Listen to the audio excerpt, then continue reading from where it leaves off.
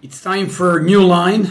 So tonight I'm going to explain you how to play against side lines in GPA, second move d6.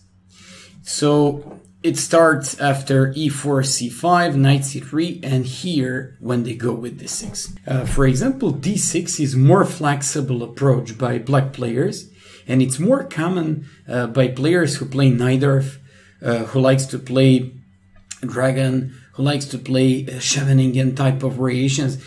Basically by those guys who like to have in their pawn structure d6 move, but without knight on c6. So many times you'll be able to play against Najdorf players who instead of knight c6, because for example that's how you sometimes trick Najdorf players, they play knight c6, and when you play knight f3 and play d4, you play kind of line that is not going to transpose into the Najdorf variation. So Najdorf players like to play d6. And just before beginning of this variation and exploration here, I just want to tell you that d6, in my opinion, is a slightly weaker move than knight c6. Simply, we have more attacking possibilities, our plans are nicer, and we still keep like nice attacking chances. So let's get started. How do we play? Of course we play f4, and of course that we just go with typical GPA plan. So f4, and right now we're going to discuss what happens when they play g6. There is one more let's just say negative side of this opening. So once they play in knight e6 in some variations, when the bishop goes on c4, once they play knight e6, e6, knight g on e7, they will play d5 at hand. But here that's not the case, because they already wasted time with d6. So in many of these or following variations, d6 could appear as a typical waste of time. So let's go. After f4, they should play g6. That's the main line. What happens if they play something side like knight c6? You just play knight f3, and it just transposes into the lines we explored in the previous lesson. Actually, we're going to explore in this lesson, but in some of the variations it can transpose if they play d6. Of course, you want to play bishop b5, and you want to take on c6, so it's going to transpose into the lines that we covered in previous lecture. Instead of this, they can also play knight f6. You just play knight f3, and after knight c6, you should never miss a chance when you have a possibility to play bishop b5. I just want to tell you one interesting thing, that there are guys who will play like knight c6. So let's just say they go with knight c6, you play knight f3, and all of a sudden they go with a6. No more possibility for bishop b5. So you certainly wonder, what should we do in this case? No, we're not gonna play a4, what most of guys do. No, actually you can play d4, but then you transpose into some sort of mixed lines of Scheveningen, of Najdorf, and Rouser line. But no, actually here you can just go with g3, and as soon as you lose the possibility to develop this bishop on a good square, and usually we want it at b5, you just go with g3, bishop g2, and plans about this system I'll explain you a little bit later. So after f4, the only serious move apart from g6 is e6. Anything else is just more like transposition. So e6. Whatever black plays apart from g6, white should react in the same old fashion. g3, bishop g2, short castle, and of course to launch an attack on the king side doing the pawn storm. So how does it happen? You play knight f3, and let's say they go with the move I explained you previously. Actually this is a little bit different because a knight doesn't stand on a6. So let's say they go a6. They still haven't committed themselves with the knight on b8, so they can still develop that knight on d7 or c6. They can play b5 at hand or whatever. This just looks good for some of Najdorf variations or some of Scheveningen variations, where they're not going to put that knight on c6 exclusively. So here I'm going to show a game of Nepomniachtchi, who played against Bosboom in Waikanze many years ago. Nepomniachtchi played a4. So he didn't play a4 to be able to play bishop c4. Forget about it. I already explained you. You just go with the plan I'm about to show you. So g3, bishop g2, rook b8. That's why he played a4. To stop b5. Or if black plays b5, to be able to take on b5 and to have the open a file for your rook on a1. After castles, bishop e7, extremely important move. h3. Why h3? You want to go with g4. That's your plan. So when they play b5, takes, all of a sudden you have this rook open. On the other hand, they threaten b4. They want to win the pawn on e4. By the way, you could have played d3 earlier and then h3 and reversed. So basically after b4, your knight always goes on e2. Why? Because you want to play g4, place that knight on g3 and support g5 without a possibility for black to play knight h5. So they have two moves. For example, I remember a couple of games that I played online in a very simple fashion. People play castle, I play g4, they go bishop e7.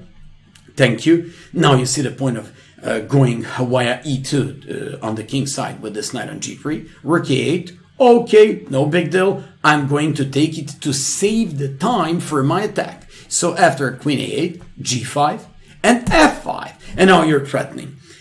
Knight h5, f6, f takes e6, g6 in some possibilities. You have ideas like h4, bishop h3, or h4, h5, g6. So many things. And I like this position a lot, and I really have like a big number of examples and games in similar structures. I killed most of my opponents almost,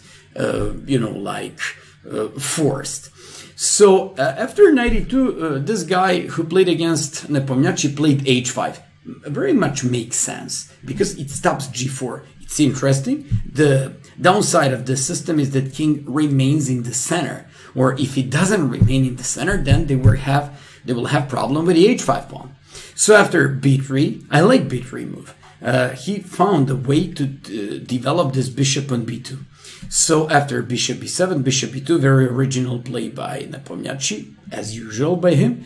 And after queen b6, rook f2, hiding this king and also preparing himself maybe to double up his pieces, heavy pieces like rook from a1 to f1, or maybe queen is gonna go on f1 as well. So after rook f2, d5. On d5, you never take on d5. It's very typical reaction. You simply have to once, even though you have a bishop on b2, at a cost of closing that bishop almost forever, you actually get something else. This guy played 97, and just like I told you many times, playing these positions requires to be a good tactical player and to have some guts. So you go with f5. He takes f5, knight f4. You threaten e6, you threaten to take this pawn on d5. This guy, of course, controlled e6 and defended pawn on d5. Position looks good for black, but not for a while. Played knight e2. All of a sudden, he threatens by bishop and knight on d5. He also threatens on h5. The guy played h4, boom. Now, Nepomniachtchi opened up a f-file. So, interesting would be to see how the game would continue after this, but probably he would take by queen, threatening this pawn. Knight cannot take because of this move, and they're lost. Also, d5 is hanging, so lots of problems in a black's game. After c4, he captured bishop c5. He doesn't care too much. Bishop d4, queen d4, took on d5, f takes g4, knight e2, queen e5, played knight c4, and after queen e7, played knight e4, threatening rook e2, knight f5, knight b5, knight d6. So many things. The guy played king f8, and after queen g4, this was complete devastation.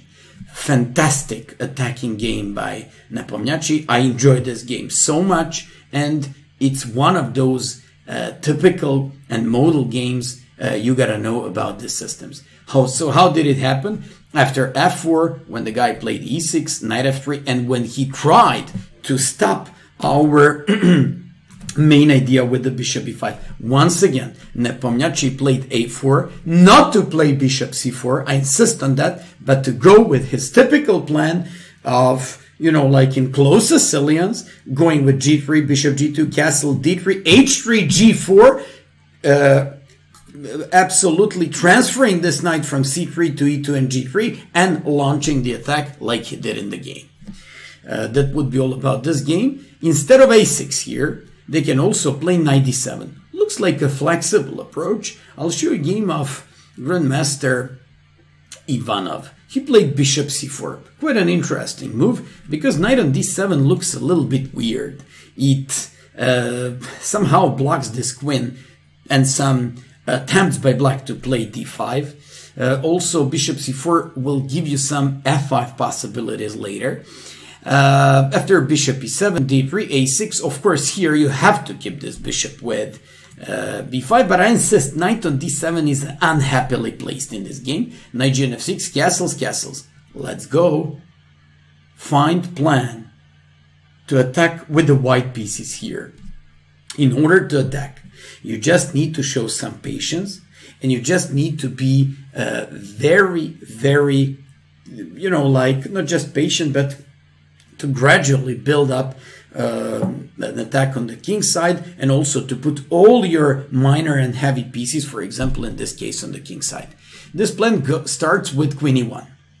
b6, queen goes to g3. You want to kick away with e5. After bishop e7, e5, kicking this knight away. And after knight e8, boom. Once again, f5, threatening f6, opening up this bishop, going with the bishop h6. This guy captured, and now you see the point of having this bishop.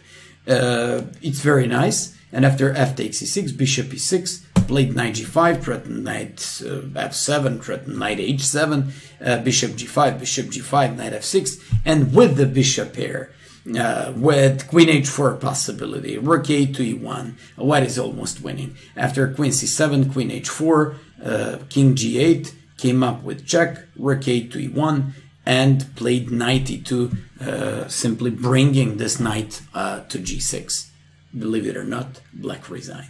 Another 22 moves game. I very much like this one. And finally, those who play e6, knight f3, and they go with knight f6. It's kind of tricky because it looks like you can play bishop b5, but bishop b5 wouldn't do anything here. They wouldn't play knight c6 because, of course, they can get a better position. They wouldn't play knight b7 because in that case they can play a4, a6 and have similar structure and type of game like in previous variation. But no, they would just play bishop d7 and we've got nothing. So just because of this, we don't want to play bishop b5. But I taught you previously, when you don't have these possibilities, when they can defend bishop b5, with bishop d7, when they haven't committed themselves with knight on c6, in which case we always go with the bishop on b5. Here, you just go with the classic close Sicilian plan. g3, bishop g2, bishop e7. What's the difference now between this position and classic close Sicilian? There is a huge difference, because the only good line by black is when black goes with g6, bishop g7. And they have those either e6, knight g on e7 or knight f6 lines. But here, the difference is that this bishop is on e7. That makes our game being so good and great for attack. I'll show you a game between Li Shilong and De Souza here. And I'll show you another game here, played between a couple of GMs here. So let me just show you what happens. One guy played rook b8 to play b5, and we're going to discuss this. This is not very similar. This is almost the same what happened in Nepomniachtchi's game. But another guy played bishop d7. I absolutely believe that these bishops are really, really bad, and you just continue in your fashion. Stop the video and try to find an attacking plan for white. What's that? It's h3. You want to play g4. This is beginning of a classical plan. Cope with the attack on the king side. h3 supports g4, and g4 opens up g3 square for either your knight that goes usually via e2 to g3, or maybe you want to go queen e1, queen g3 to support some, I don't know, queen attack on the king side. So after like h3, in this game was rook b8. This guy wants to play b5. I just have to tell you one thing. Don't worry, you can play a4. You don't have to play. Same thing. This guy played g4, knight e8, and opened up game with f5. He opens up bishop c1, and after some g5, could give f6 to white as well. So after b5, a3, it's the same like you played a4 previously, and they played a6 to do b5. Now they have to do a5. You go with knight on e2, typical knight maneuver, which increases white's attacking chances on the king's side. Knight c7, nothing. Actually, I believe that knight should desperately be around the king and defend it. Knight on g3, of course. That's why I like these positions, because plans with the bishop on e7 are so easy. Just play h3, g4, knight e2, knight g3, f5, g5, and kill that guy. So after b4, a takes, a takes. This was the point of a3 by white. Now even a file is under white's control. Okay, in some positions it can turn out to be better for them when they play rook e8, but who cares about the open a file? So after g5, a possible, since knight g3 supports and defends f5 pawn, now f6 is in the air. So after like king h8, boom, h4. Knight b5, boom, h5. Take a look at this pawn structure. Beautiful pawns starting and stretching from b2 to h5. Very rare position. White has fantastic attack. All white pieces are just stormed onto the king's side, and mating attack is inevitable. So after knight bd4, h6, knight f3, queen f3. This guy captured on g5 check. And after king g7, boom, f6. Bishop on g5 is hanging. When they take, boom, knight h5. This is game Alicia Long against De Souza played on the web back to 2004, but I like it so much because once again it shows you that typical plan with pushing your pawns on the king side, but also storming your knights onto the king side as well. Conclusion. In this game, white launched typical attack related with h3 and g4, then transferred knight on g3, played f5 and g5, moves like f6, but also h5, h6, but also g6 that broke black's king over dark squares are always more than, you know, like good for white. And now let's get back. Instead of black who played bishop d7 in this game, if they play rook b8, they just want to play b5 all of a sudden. Some people will play a6 here. If they play a6, don't react. Just play h3. Because when they play b5, now you play a3. And now they don't have b4 in a good fashion. They would have to waste tempi. You go g4, they would have to waste tempi. And now when they do it, you already prepared yourself for a very, very serious attack. They wasted time for a6. Lots of people make this kind of mistakes. Anyways, instead of course, a6, good players will play rook b8. Then you go with h3, of course. Another game with a typical white's plan, b5. Once again, whoever plays d5, a reaction in the center doesn't help black either, mostly because of lack of space for bishop e7 and bishop c8.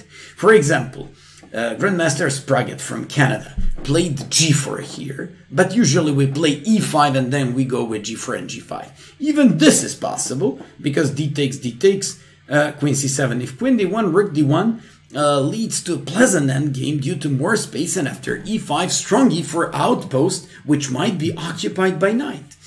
So after queen c7, e5, rook d8, queen e1, queen goes on its natural square, threatens knight c2, and this is finally something good and active by black. Queen f2 defends c2, b5, king h2, prophylaxis, knight e4, bishop a6, rook c1 to break it with c3 at some point. And after queen b6, played knight after d2. He was prepared to play f5, to kick that knight away with c3. White was much better, and White eventually won. This was game between Spraget and Lesiage. Thanks to c3 and f5 threats, White's game is pretty clear and easy for playing. Knight e4 dominates the board, bishop e3 and queen f2 battery, which additionally pressures c5, is also a great addition to White's position here. And finally, let me just show you what happens after h3 and they play typical b5. You can play g4, you don't have to do it. You also could have played first a4, and when they play e6, then h3. But this time, you can also play like h3, just to show you that even if you don't care about their kingside action, you can play g4, and before your knight goes to e2, queen b6, they have some threats with c4, you play bishop e3, opposing that c4 idea. And after a5, you go f5, a4, knight g3, b3, you take, play c3, e takes f5, and now a killer move g5. After that, the crucial knight takes on f5 and chases away this bishop. After bishop d8, h4. Once again, we should come up with conclusion. White can always use this plan after black plays e6 and a6. The point is about pretty weak bishop on e7 and not enough defending resources once White comes up with h3, g4 and transferring his knight via e2 to g3. Let's go to the final position and to the one that we should care and treat in completely different fashion when they play g6. You play knight f3 and they play bishop g7. I don't want to waste time. If they go with knight c6, you go with bishop e5. If they go, actually when they play and commit themselves with g6, they can't play anything else but knight c6 or bishop g7. Here, I'm insisting on this continuation. Lots of players who actually were hoping for Najdorf and d6 played second move, they just realized that they were not going to play actually Najdorf right after third move by white f4, and now they just go with g6 and bishop g7. And here there are like two continuations by white. A classic one that was used like last 30-40 years, even Topalov, Anand, Adams, and even older GMs used to play this one. But you have a modern approach, it's bishop b5 check. What's so special about this bishop b5 check, and what's make it like so different in comparison with this classic bishop c4? Well, there are like some new approaches.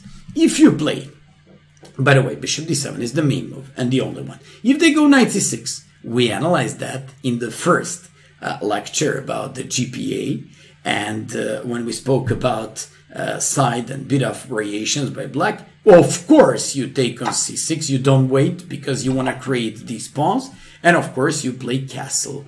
Your plan should be d3, queen e1, f5. Of course, when he goes short castle, you do f5 and queen h4. Until then, you do like most of good, useful, prophylactic moves. But as soon as you see short castle, let's go. Storm your pieces onto the king side and kill this guy. If they play after bishop b5, knight d7, that's completely different thing. You go castle. They go a6 and you go here. All of a sudden, this turned out to be weak. I'm just going to show you one game that was played by somebody. So the guy played b5. You can play bishop d5. You can also consider this one, playing knight g5, king e8, knight e6, and they have this stupid bishop d4, king h1, and queen a5. Then you play knight d5, and you have very, very nice attack. Only move turns out to be this one. b4, they can take. Queen is kind of trapped. This is very, very tricky, and I believe it's almost completely winning for white. Just because of that, they go with e6. And this is game that I played against Grandmaster Garcia in August 2017. I played f5, of course, when I have rook on f1, bishop here, f5, who would miss this move? Knight b6, I capture. I don't care about knight c4. The guy played f takes c6. I played d3. Very difficult move because I gave up this light square bishop that in most of these positions seems to be like a monster attacking piece. But here we have something else.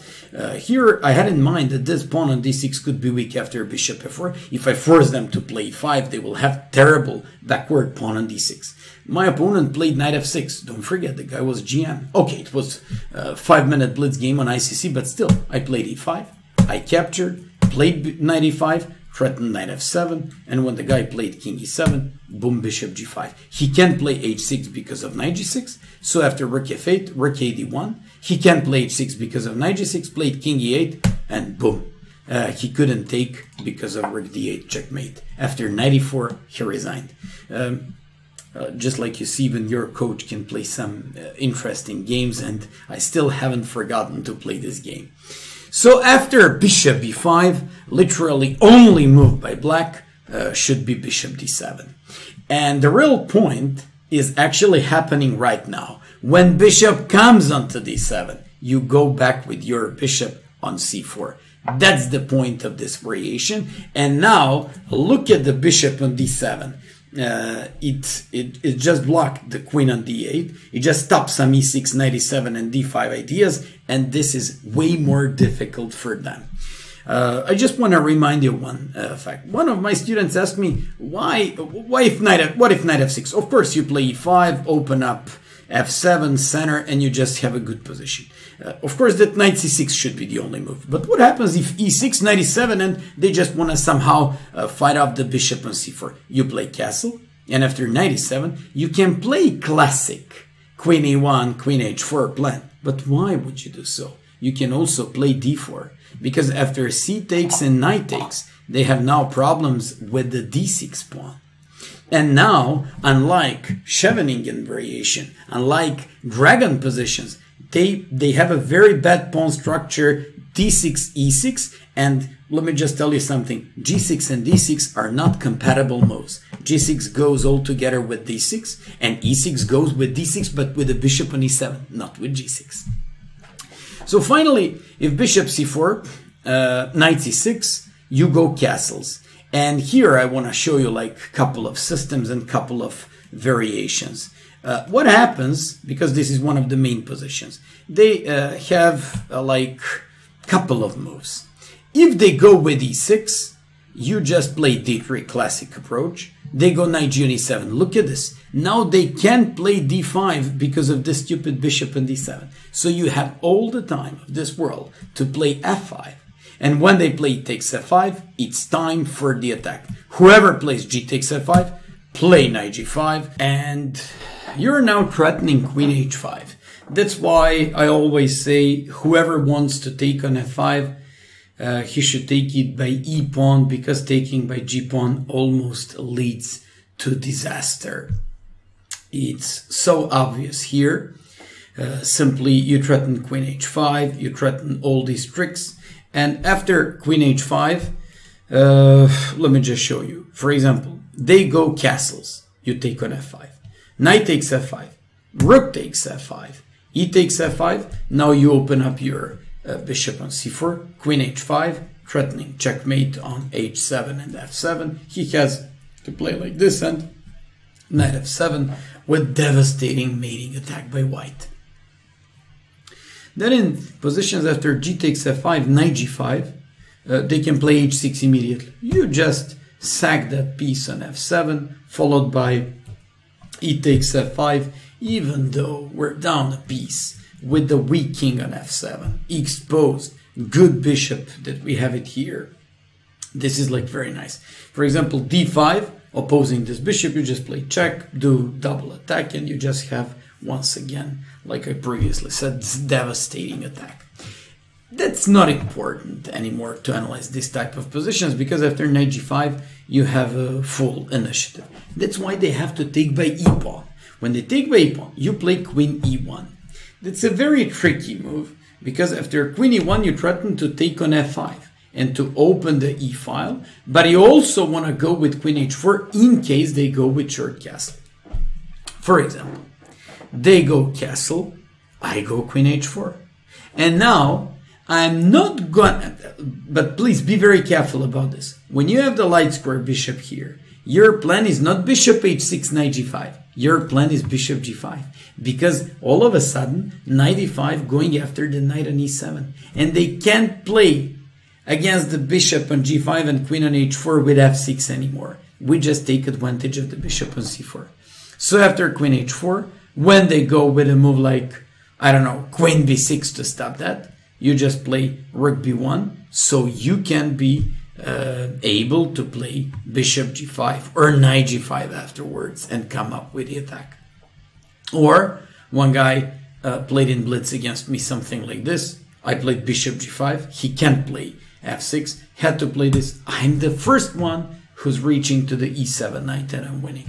So that's why I'm telling you, they can't take just like that and pretend like nothing's happening. Actually, we're happy if we have bishop on c4, they take on f5, and we just drag our queen on h4. Probably the only move to prevent this queen h4 idea is knight b4. We defend queen f2 and bishop e6 to oppose this bishop.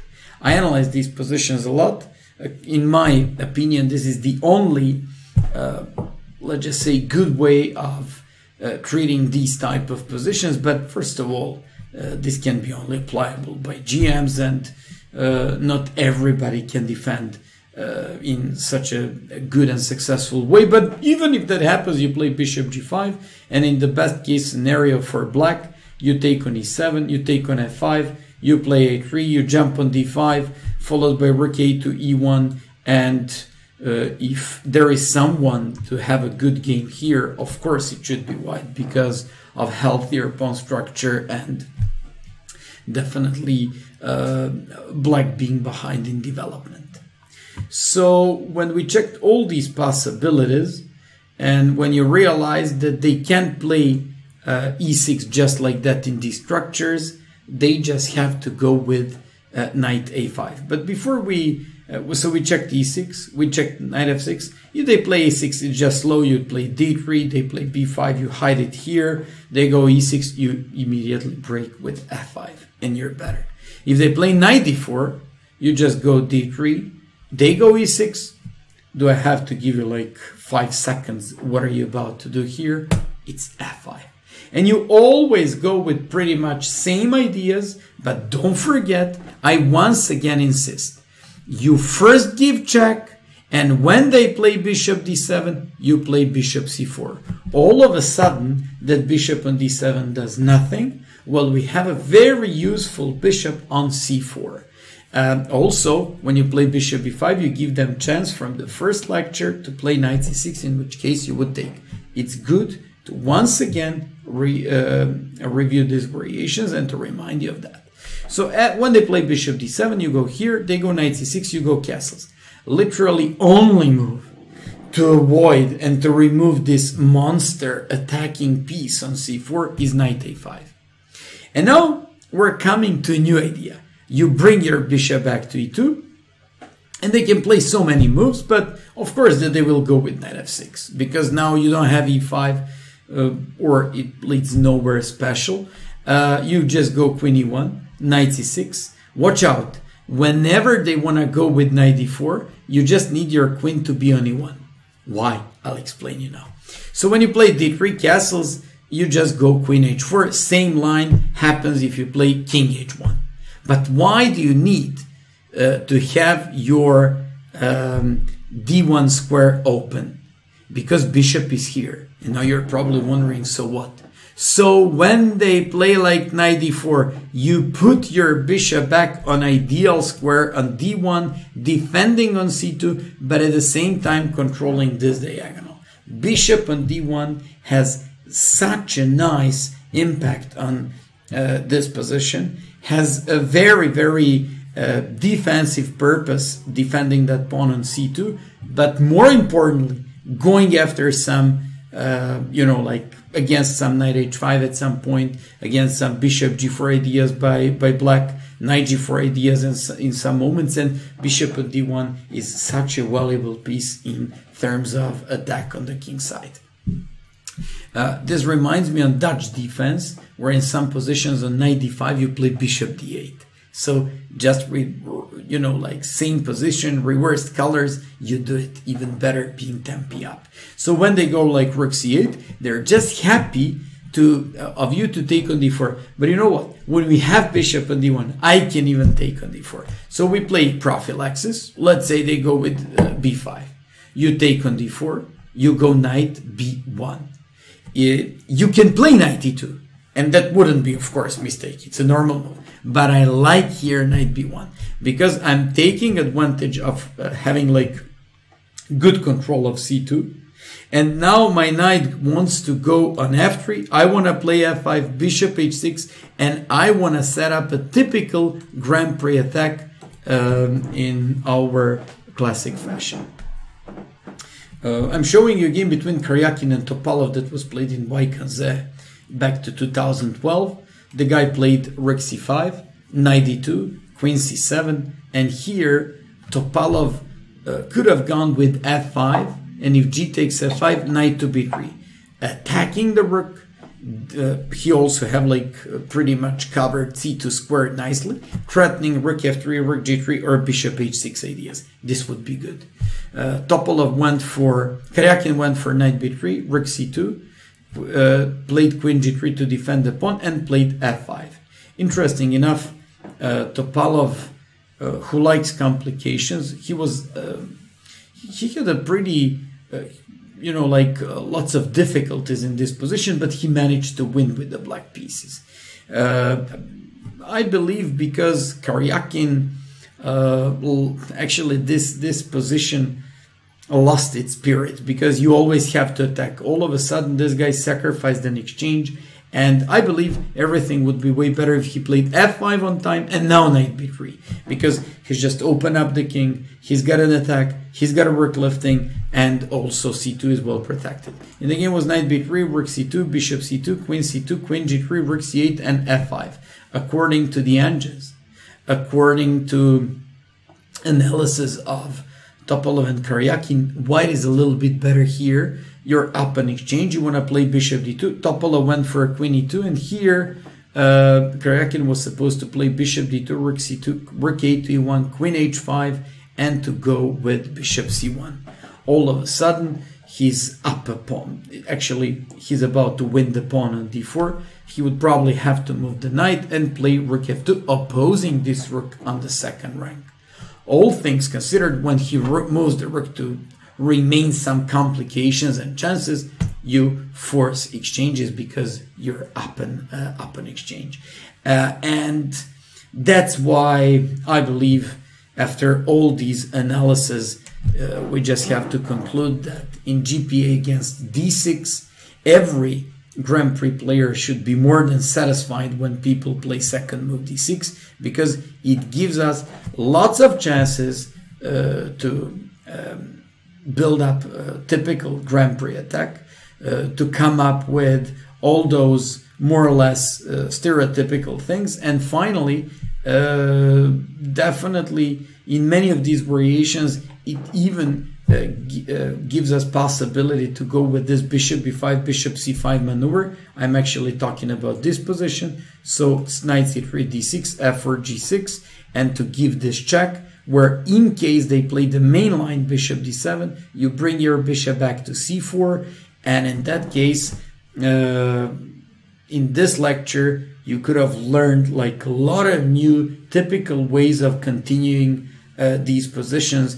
Usually you play just normal d3 castles, queen e1 and f5, but you could have seen that it's not the same reaction if they, for example, in this type of situation, after f5, take by e pawn and by g pawn. When they take by e pawn, you just go with queen e1, queen h4, and bishop goes on g5, not on h6, because now they can't play f6.